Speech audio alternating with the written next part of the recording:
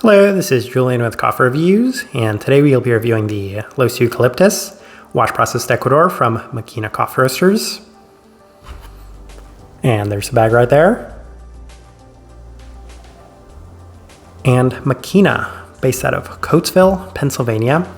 And this is our third full bag review of one of Maquina's coffees, though this is our fourth time reviewing this coffee this year, as this is yet another Felipe Luzon Mejorado, a coffee we've already reviewed from Say, Regalia, and Anomalous. So it's not surprising that when I saw Maquina release this coffee, it's one I immediately wanted to purchase and compare alongside the other ones we've already reviewed. So definitely looking forward to seeing how this one turns out, as this right here is day 29.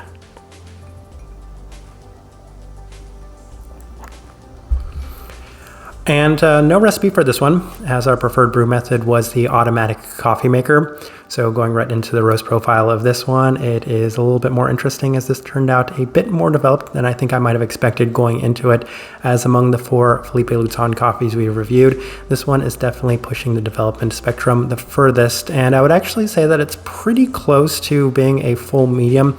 Maybe not necessarily all the way to that level, but definitely on the more developed side of that medium light in terms of the roast profile. With that out of the way, let's go ahead and start discussing this coffee.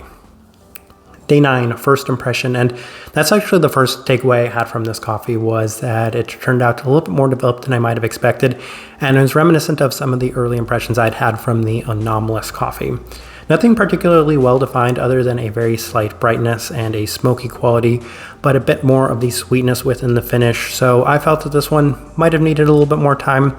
We continue on to day 11, ran through the Chemex, and there is a bit more to the cup, as it's offering a sweet component reminiscent of both brown candy as well as the listed honeysuckle component on here. Still slightly smoky with more of the candied sweetness present in the finish, so the second impression did yield a lot more of those Mejorado-like qualities. So I liked this second impression a bit more. We continue on to day 13, ran it through the April dripper, and it's the best it's been up to this point, as it's offering an abundance of brown candied sweetness. And honestly, I did at some point want to go back and try it with the April. I have a fair bit left of this coffee as well, so I might try it again and just kind of report back on that at some point if needed. But the roast profile seemed to really play a role in this coffee, as the slight smoky quality was kind of hindering the overall experience, but there was a huge abundance of candied sweetness as well, so kind of give and take when it came to this coffee. Some really nice positives, but at the same time maybe being slightly held back by a little bit more development than I might have liked. Day 15 lowered the temperatures, but it yielded very similar results, as the initial impression is offering a slightly smoky quality, but mostly a caramelized brown candied aspect on the forefront. Florality is a slight bit more present, as the cup remains pretty sweet. And that's going to be a theme throughout, is that this coffee was very sweet. Definitely the sweetest coffee I've ever had from Maquina, but that's in line with my expectations, as these Mejorado coffees tend to be very sweet in general. Day 19, same adjustments through the Chemex, and the cup is the best it's been up to this point, and I did kind of consider maybe going with the Chemex as my preferred brew method, as this right here offered a lot more of those caramelized brown candied aspects, honeysuckle present yet again, but in addition to that, there was a soft peach component to it. And I don't think that that's necessarily too surprising, as I did experience that in somewhat notable abundance with some of the other Felipe Luzon Mejorado coffees we've had this year. There's still a very slight smoky quality to the cup, but it's skewing a fair bit more in the direction of those Mejorado qualities, that of course being a hyper sweet brown candied aspect to it. So enjoyed this day much more. One of my favorite days of this coffee, honestly, was at day 19 mark. We continue on to day 21, ran it through the Chemex, and at this point, the coffee felt like it's kind of reached a point of consistency, as it's offering that honeysuckle-like sweetness with a complementary brown candied aspect in a very sweet and strong manner in the finish. At the same time, more of those smoky qualities from earlier are present yet again. Day 24, back through the Chemex with lower temperatures, and the cup continues to remain consistent with that smoky quality there at the forefront, but plenty of the hidden brown candied sweetness on the back end that seemed to just kind of accelerate even more as the cup cooled down. Was going to attempt one more adjustment, and that was running it through the automatic coffee maker, and I did like it with the automatic coffee maker enough to the point where I said maybe it's slightly better than that day 19 mark. So that's what we have here on day 26, and here again on day 28.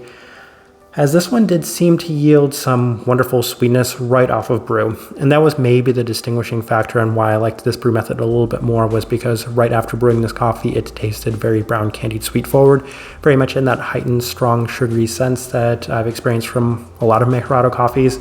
Still slightly smoky, but there's a little bit more depth with components ranging from that soft peach quality yet again to a slight cinnamon to a slightly darker chocolate as well. So a fair bit more within this one, and that's another reason why I might have slightly preferred this brew method. All right, let's go ahead and put up the tasting wheel so you can see what we're getting. And we have quite a few level 4s, but I know we don't have a tasting wheel that looks like this, but let's go through this tasting wheel. And we'll start with the cleanliness level 4.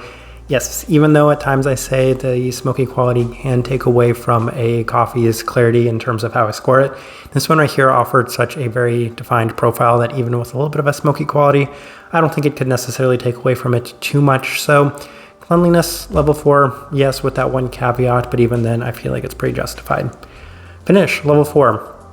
Yes, and these next two things are on the higher side, and I did consider whether or not I wanted to put both of these things at the level 5 mark. The finish here, it is very nice. It is very sugary. It does have a slight smoky quality to it. These are things I've been harping on nonstop throughout this review. Even then, it doesn't necessarily justify the overbearing mark where it's just so abundant and prominent and continues to last to the point where it's, again, overbearing. So high side of that level 4 works really nice for me. Sweetness, level 4. As mentioned, higher side of level 4. When it comes to these Felipe Luzon coffees, I do have to say that this one was one of the sweeter ones of the 4 that we had reviewed. That's what it's got going for it, that's for sure. As some of the other ones I did struggle a little bit with in terms of the sweetness, as they didn't necessarily offer a very defined sort of Mejorado-like quality like this one did. So that's interesting, one of the better selling points of this coffee. Plurality, level 4. Yes, that honeysuckle component that they have listed on here would say it's the second most pronounced characteristic throughout the entirety of drinking this coffee. Second only to the last thing we're discussing in that level 4 mark, which is that caramel. Yes, that classic Mejorado brown candied sweetness that I love so much. That really prompted me to seek out this variety in abundance. That was very much present within this coffee. Definitely very well defined and pronounced throughout the entirety of it. I could maybe say higher side of level 4. It could possibly justify that level 5 mark, but I think I'll leave it there for that point. I have had some maybe slightly more brown candy forward coffees in the past, but this one really seems to offer that quality in huge abundance. A couple of level 3s. We'll start with the body level 3. I think one thing people might have found interesting about this coffee is that maybe it doesn't have as much texture as you might have expected going into it, but that's been a little bit of a consistent theme with some of the Ecuadorian coffees and the Mejorado coffees as well. So even though this one right here, slightly more developed, as well as a automatic coffee maker is the brew method, and it being a South American coffee, it still reached a little bit more of that medium in terms of the maybe medium high for the body. We're still talking about the level 3s. So stone fruit, level 3. Yes, and I mentioned that there was a slight subtle peachy quality to this cup. Also something I experienced with some of the other Felipe Luzon coffees, so that works well for me. Chocolate level 3. Yes, as mentioned, it's a slightly darker chocolate component to it, which plays well into the other two things we're discussing. Smokiness, level 3. That was one of the first things I noticed about this coffee. It was something that I couldn't quite shake, and even towards the end, it was still notable enough to reach that level 3 mark, right alongside the bitterness, which is kind of that slight coffee bitterness, as it does have that component to it as well. I did play around with whether or not I wanted to keep that at a level 2, higher side of level 2, but I said, you know, I score a lot of coffees in terms of that bitter quality in that level 2, so when it's receiving a little bit more of that coffee bitterness, let's at least push it up that 3 mark. So lower side of level 3, smokiness though is a true level 3. And then I think, yeah, we were mentioning the level 2, so let's go back to those real quick. The fruit components, I wanted to discuss those real quick. The berry and citrus, they're in slight noticeable prominence. Not really sure what to say on those, but I did experience at least a slight bit of a citric fruit component to it and a slight berry. But the reason I'm even discussing the level 2s is because the acidity reached that level 2, and that was really surprising for me, and that could have been a number of things, but it didn't necessarily come out as bright as I might have expected. I'm definitely attributing that one to the roast profile, as I think it did kind of tone down the overall brightnesses. If my memory serves me correct, some of the other Felipe Luzon scored as high as level 4, but those are also coming from roasters that do tend to roast significantly lighter. So yes, looking at this tasting wheel, I do think that it's a pretty good representation of what I was getting from this coffee. All All right, so my overall thoughts and impressions of this coffee. There are some really nice positives, but at the same time, there are some things that I didn't necessarily quite love. And the biggest positive I have to say is this one right here felt like the most true representation of what this variety is, as the other ones that we had reviewed up to this point. They offered a little bit more. They offered a definitely different profile to them in general, but they didn't quite accelerate that brown candy quality to the extent that this one right here did. So that's a really nice positive for it. It's also the sweetest of the 4 coffees that we've had, the Felipe Luton coffees.